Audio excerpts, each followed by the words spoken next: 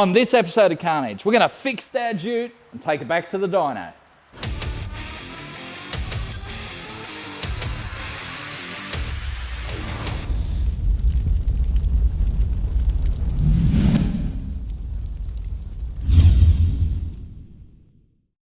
So, last time on Carnage, we took Dad's ute to Maxx Performance, put it on the dyno. The plan was to put it on the rollers at first, but Zane goes, we'll throw it on the hub dyno. And I'm like, dude, sure, if you want to do that, let's do that. And then, well, we had some issues. Some caps come flying out of the tail shaft at the rear, and it rattled the dyno really hard, like really hard. And obviously we had to abort the run, but if you look at that footage, the screens cut out on the dyno exactly when it happens. That's how hard it rattled it. And to be honest, yeah, it wasn't good. It actually broke the retarder. Yeah, that's a big deal.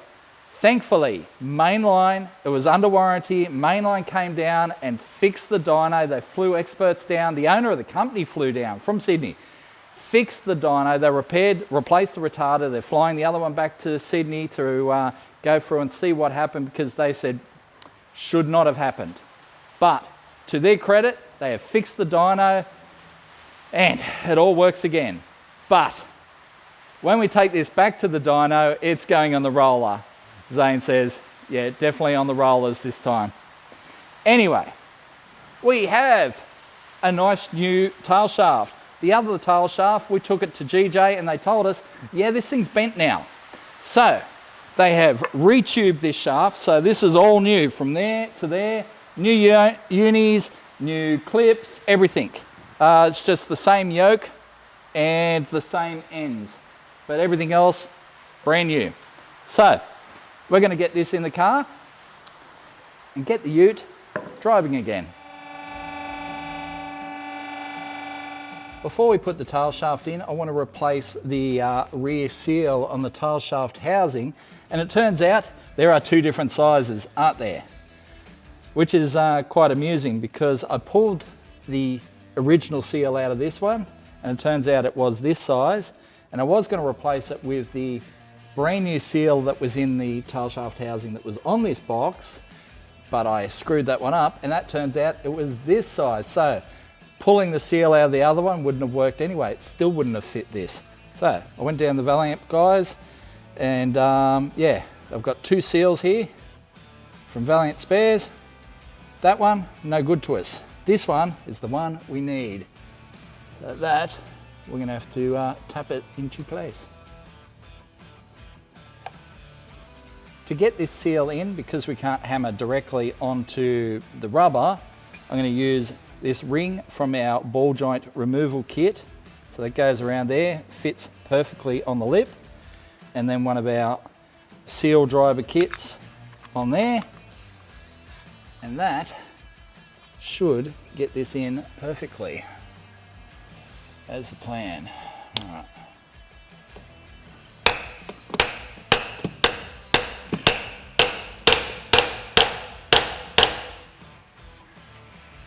And bingo bango, it's in. Winning. It's amazing how easy things are when you use the right tools. Like this seal driver kit from Hare & Forbes. They're not expensive, go get one. It's time to give it my big shaft.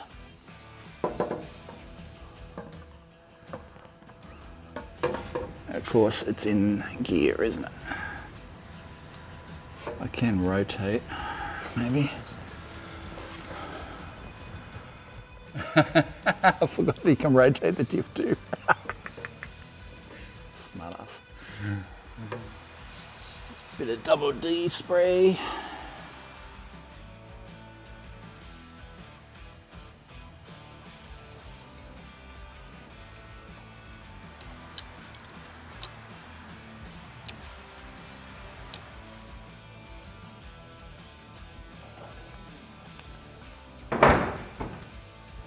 Well, let's take it for a drive.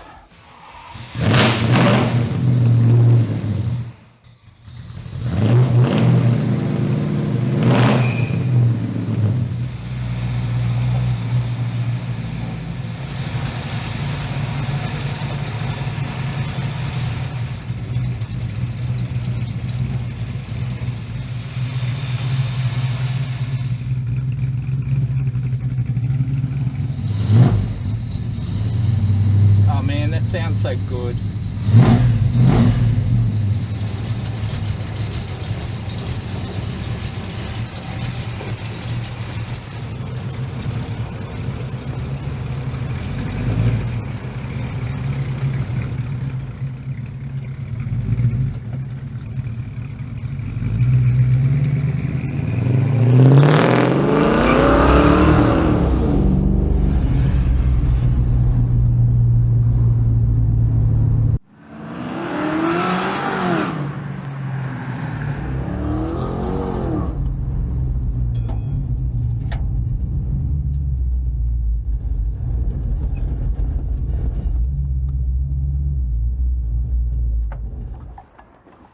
Wow, it's got a bit of pickup. That's awesome. All right, I reckon it's time to put this thing on the dyno.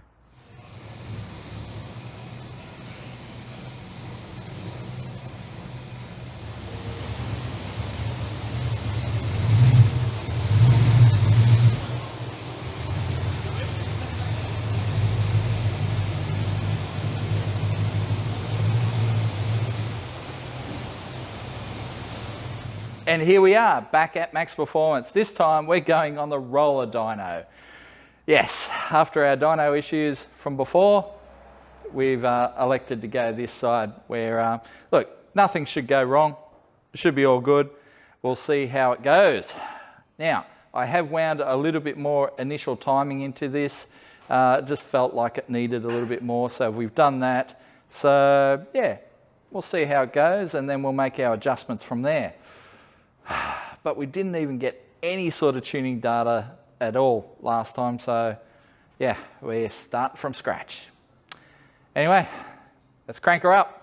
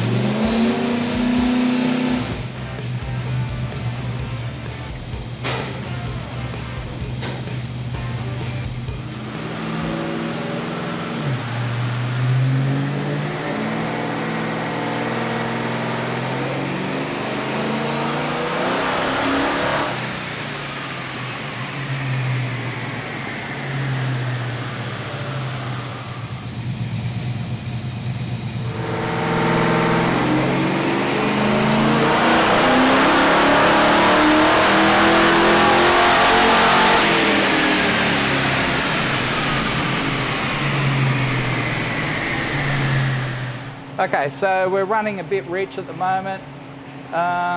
It's a little bit flat, so I'm going to try a metering rod change. That's these little rods here.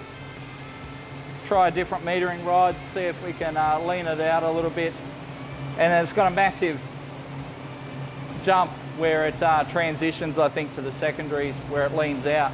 So it leans out for the secondaries opening and then it goes fat and rich and yeah. So we've got some work to do, but I think we'll get it there.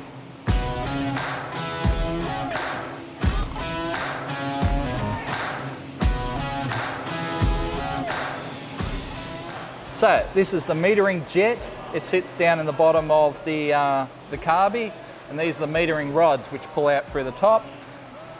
And the rod slides into the jet like so in the carby, and as you put your foot on the accelerator, it pulls out further and further, allowing more fuel through the jet. At the moment we're getting too much fuel through the jet, so we've got these slightly thicker metering rods which will limit the amount of fuel going through the jet, so therefore it should lean it out. So we'll just slot these on the plungers and we should be good to go.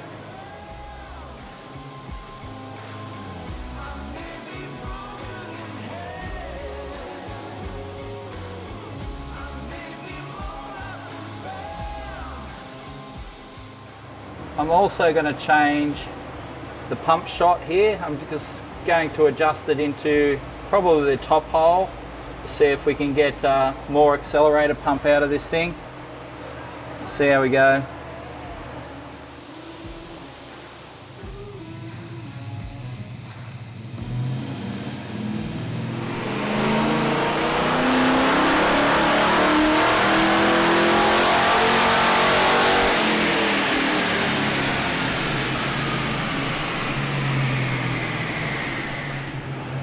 Okay, so we've jumped, what, 18 horsepower. I did a jet adjustment, well, metering rod adjustment. Certainly leaned it out a little bit. It's not quite where I want it. I want it kind of in this 12.5 area. I think that'll be where it'll be happy.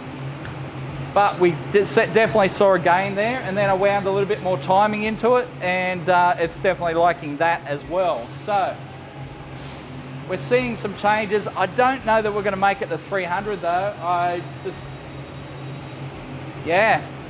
just don't think we're going to get there, which is a little bit of a shame. I was hoping we'd get more out of it, but anyway.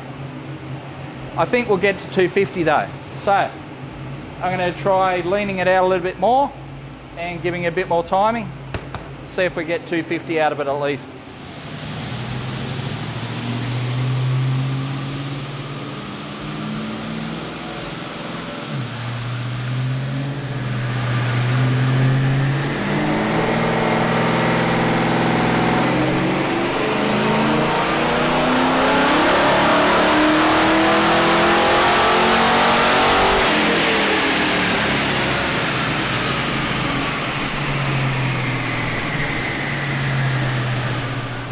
.63 and 4.7 is what I used.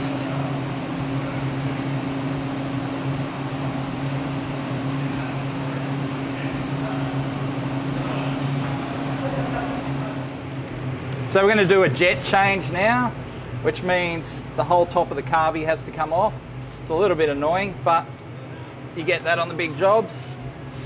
It's not hard though.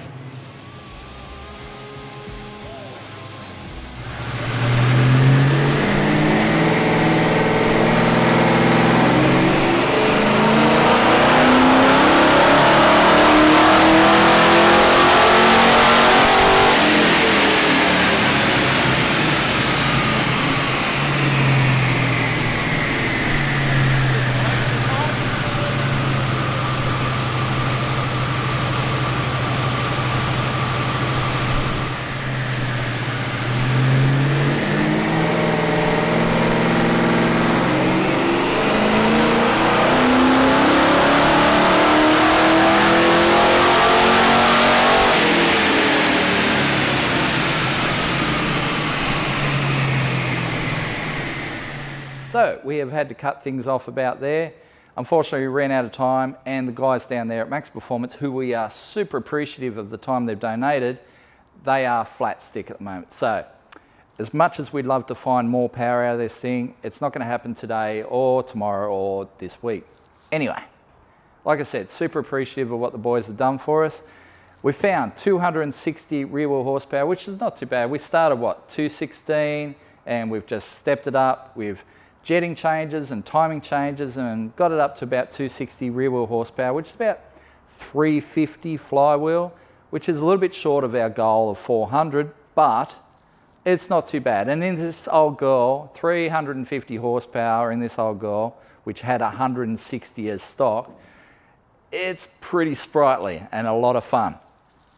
So now we're coming up on time for registration, but it is coming up on Christmas, so I don't have registration money right now. So unfortunately, we're going to have to park it for a couple of months, so you probably won't see it for a couple of months. Hopefully we can revisit the dyno in the new year and put rego on it and then take it to the track and see how she goes down the track. But you'll see all that on future episodes of Carnage. And yeah, the old girl's done all right. Good job. Anyway, see you next time.